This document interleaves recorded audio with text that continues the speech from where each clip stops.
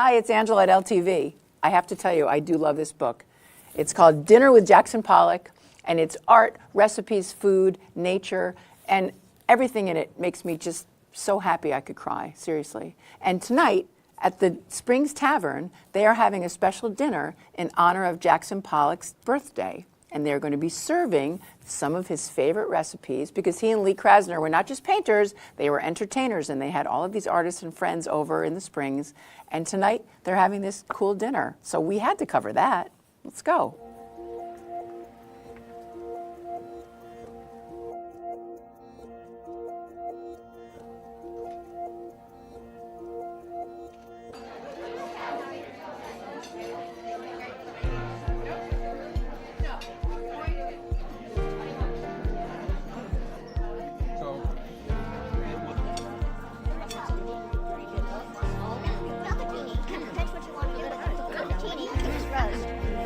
January 28th, 2019 would be Jackson Pollock's 107th birthday.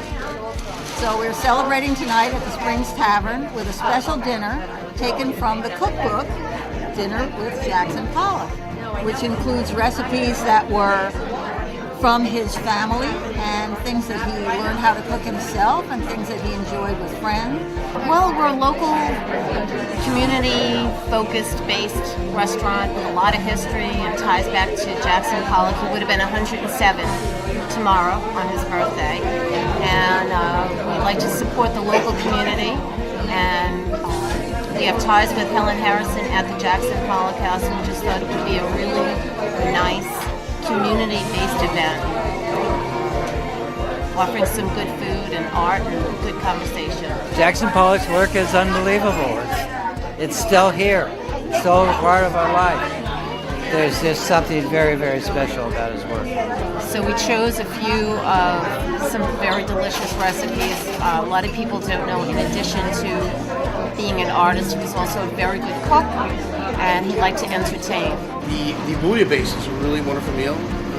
There's some, we got clams, mussels, lobster, codfish, fresh thyme, roasted garlic, tomatoes. It was actually a really good recipe. Pearl Fine's bouillabaisse. She was a good friend of Jackson Pollock, another artist as well. I have the cream of onion soup, which is delightful, but the shaved Brussels sprouts are beyond the beyond. It's the, nectar of the gods. And so here we are.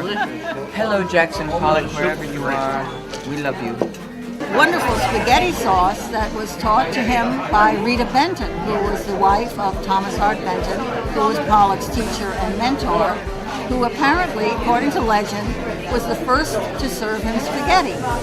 This is an area where the abstract expression is really, in a way, used to divorce themselves a little bit from the New York scene and have the ability to exist and to work in an environment which is cheap, available, and had an organic sort of interpretation into the run. I've come out here and loved it, enjoyed it, and reveled in the consciousness of the area itself. Darling, I had the bread pudding. It's most delicious. And we have pears and peaches, trading back and forth. It's all good. It's an important art negotiation that's happening at this table right now. We've been joined by Nick Weber, also a very extraordinary local artist. Dave Geiser, as you know, is extraordinary. Elaine Grove, beyond extraordinary and into stratospheres. Here we all are. Springs Tavern, formerly Jungle Pete's. That's right. Yes. Jungle Pete. Wolfies, too.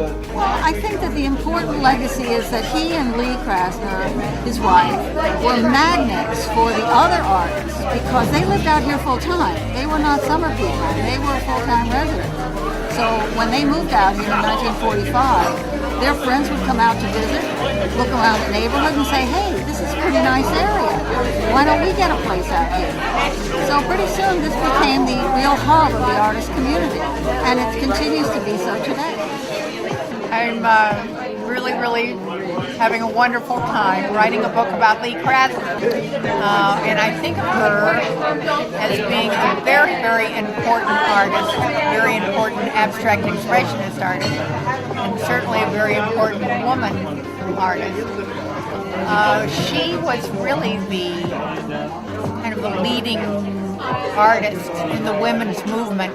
It's a homage to all of the artists that have been out here, especially the Pollock Krasner group. But it's just a reminder that we should not let go of the heritage, and that's really important to keep remembering and to honor. This year is twice the size as last year. We had one seating last year. It was so successful and well received that we doubled. We added a second seating this year, and we've sold out of both the 6:30 and 8 p.m. seating. And they made a fantastic, unbelievable meal. Oh, I can't leave without thanking Dan and Charlene DeSmet for dreaming this up. It was their idea, and in fact, they're donating the proceeds to the Pollock Krasner House, which is really generous of them. They worked very hard to make this a beautiful evening, and it's not over because the second sitting is just about to begin.